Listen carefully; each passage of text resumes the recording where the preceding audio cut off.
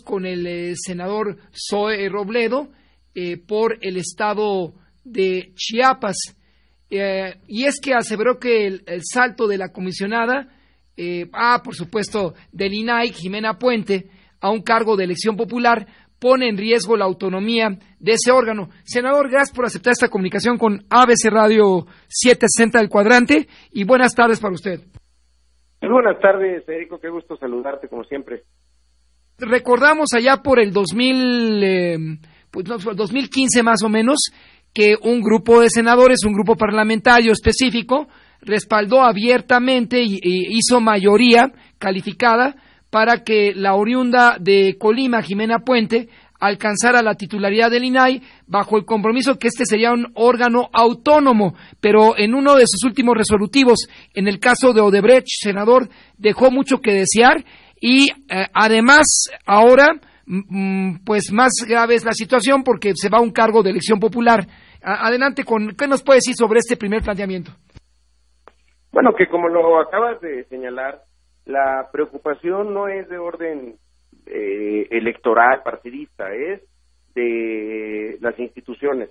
Si de por sí cuesta tanto trabajo, no solamente lograr consensos para el diseño institucional, nosotros hicimos las reformas necesarias para dar paso a este nuevo modelo del INAI, veníamos del ISAI, luego ahora el INAI, hacer un nuevo formato para la selección de los comisionados, para la selección de su primera presidenta, y lo hicimos siempre de buena fe. De buena fe me refiero a que a todos y cada uno quienes buscaron ser comisionados y después en el proceso para la selección de la presidencia, pues siempre había una solicitud, sean autónomos, sean independientes, y todos, y sobre todo la comisionada Puente, pues siempre nos garantizó eso, que sería autónoma, que sería independiente de cualquier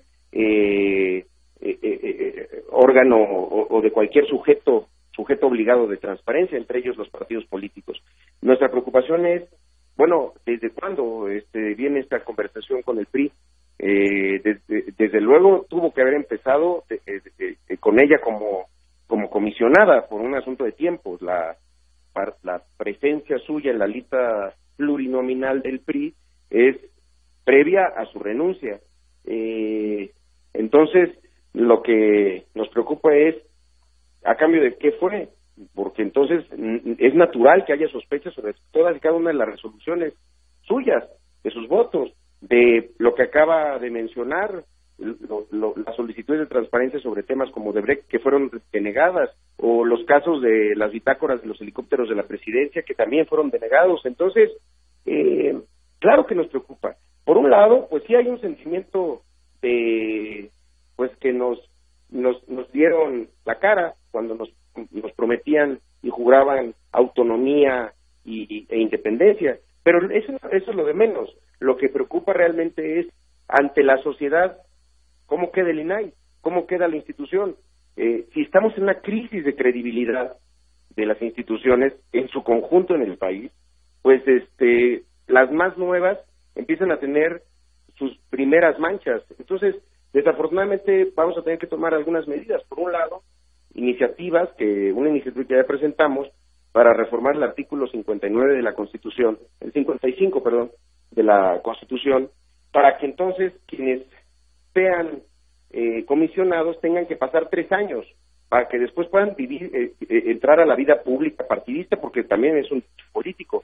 Pero en muchos lados existen estos periodos de enfriamiento, les llaman, para que alguien que reguló, en este caso, la transparencia de las entidades públicas, pues no entre en ese espacio de sospecha. Pero además una cosa más, porque quién sabe si esa iniciativa tenga el respaldo del resto de los grupos parlamentarios. Algo que sí podemos hacer de manera activa es informarles a los aspirantes a comisionados del INAI, porque hay 2 vacantes ahora, que si quieren ser recibidos por el bloque parlamentario de PT Morena, pues nosotros les solicitaremos una carta compromiso de que después de su encargo, pues no van a buscar de manera inmediata una posición política o una candidatura, y que lo hagan de manera voluntaria. No es un requisito, pero quisiéramos tener una certeza adicional antes de que hagamos estas dos elecciones que tienen que ser ya en estas próximas semanas. Senador, ahora, la decisión del partido que la postula deja en entredicho o bajo terribles sospechas las decisiones que ella tomó como comisionada. Ya sabrá por ahí que calificó a un partido político como el más transparente, y luego en el tema de Odebrecht dejó mucho que desear la solicitud de apertura informativa. Usted sabe que como contribuyentes nos cuesta mucho a los mexicanos cubrir los gastos o el gasto corriente de los llamados órganos autónomos. Sí, así es.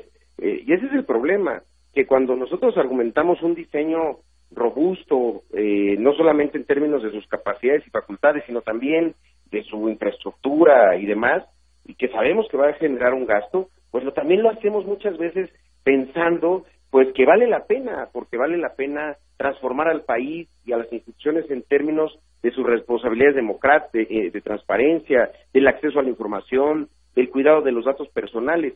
Pero cuando les decimos a los ciudadanos, en este caso el PRI les dice, pues sí, a la que fue la garante de la transparencia nacional, resulta que la llevo de candidata plurinominal, pues es verdaderamente una ofensa a la que le tenemos que pedir primero disculpas quizá a quienes votamos a favor de que ella fuera comisionada, y también seguramente más que disculpas, una explicación por parte del PRI de por qué la lleve en la lista, que explique realmente de qué se trata esto.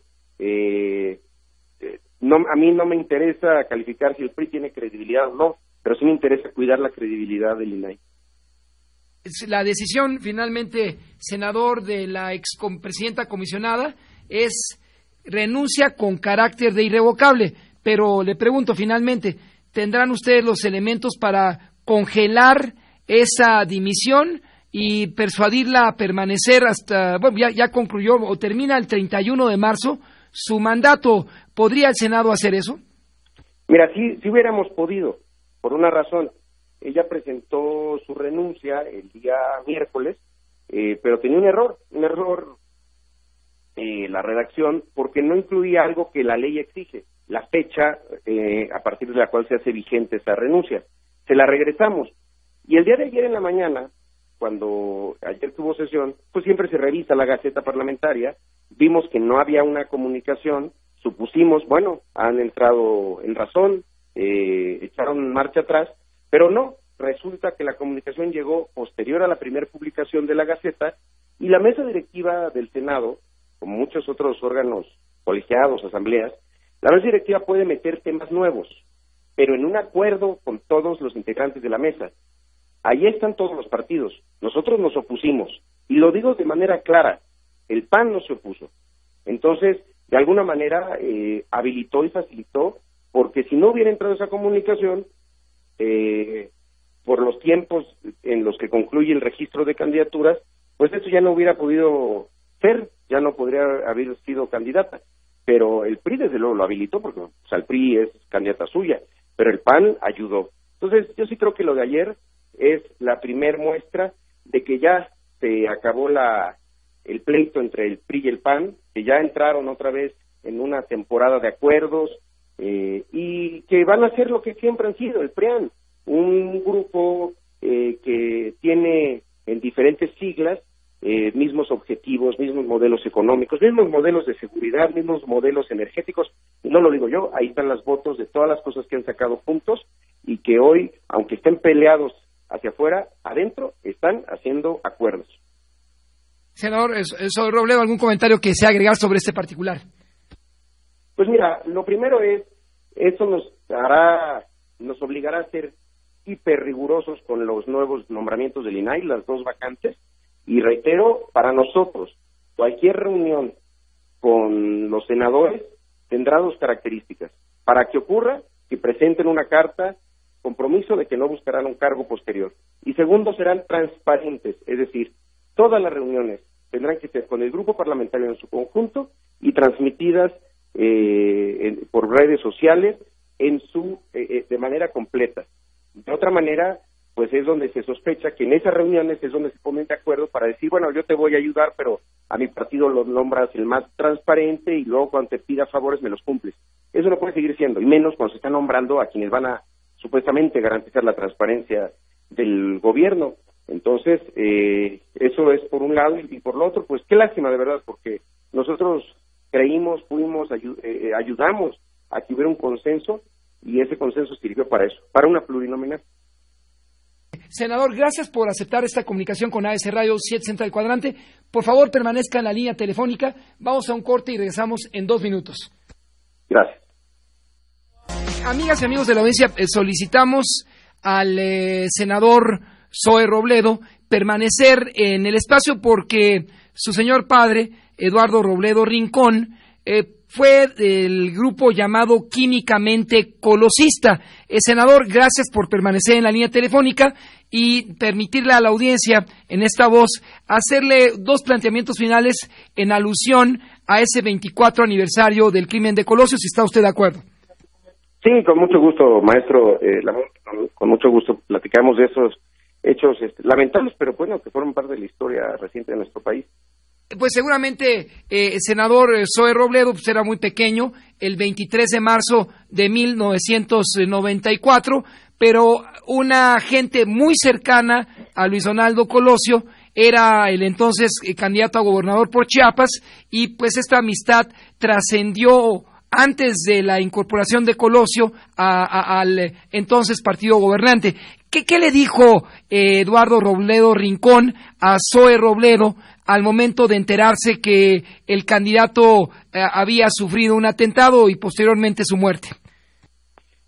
Bueno, fueron días verdaderamente complicados para todo el país. Fue un año verdaderamente difícil. Hay que recordar que en 94 inició con la historia de 2 mundos. El mundo stalinista del Tratado de Libre Comercio y de la apertura comercial, y el mundo del levantamiento armado del Ejército Zapatista de Liberación Nacional en Chiapas, que era el verdadero reflejo de lo que estaba pasando en muchas partes del país, la miseria, la pobreza, la marginación de miles, millones quizás de mexicanos. Entonces, el 23 de marzo, pues sin duda fue parte de este año tan difícil en el que hubo un magnicidio en el país de quien era candidato a la presidencia. Y en el caso nuestro, más que un asunto político, pues era un asunto también de afectos y amistades. El licenciado Colosio y mi padre pues habían sido diputados federales juntos, senadores juntos. Ambos venían de una política pues más de los estados, digamos, y de la competencia electoral y de la vida partidista, menos de esta otra tendencia que en ese momento era ascendente y dominante, de carácter tecnocrático, ¿no? Que hoy está, por supuesto, retomando el PRI.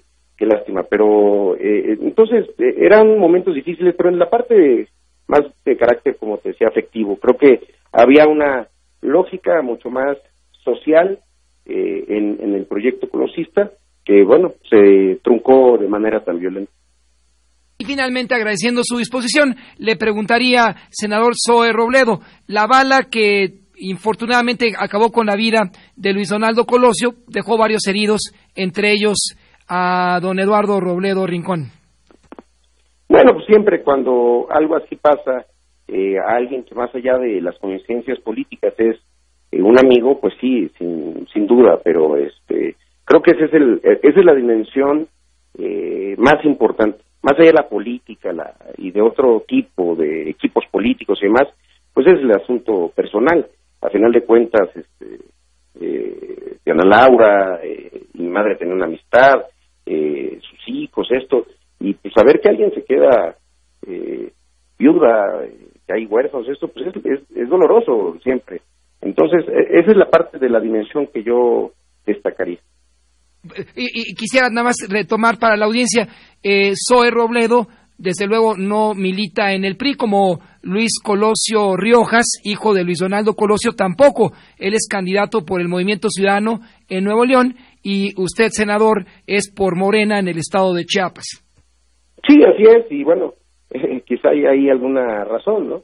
Entonces, yo nunca milité en el PRI por decisiones personales. Yo cuando en 94 yo tenía 15 años y después cuando empecé a dedicarme a la política o en los momentos en los que un joven empieza a involucrarse y está la tentación o la intención de tener vida partidista, pues decidí nunca hacerla ahí porque no coincidía con la forma como estaban entendiendo en ese momento el país.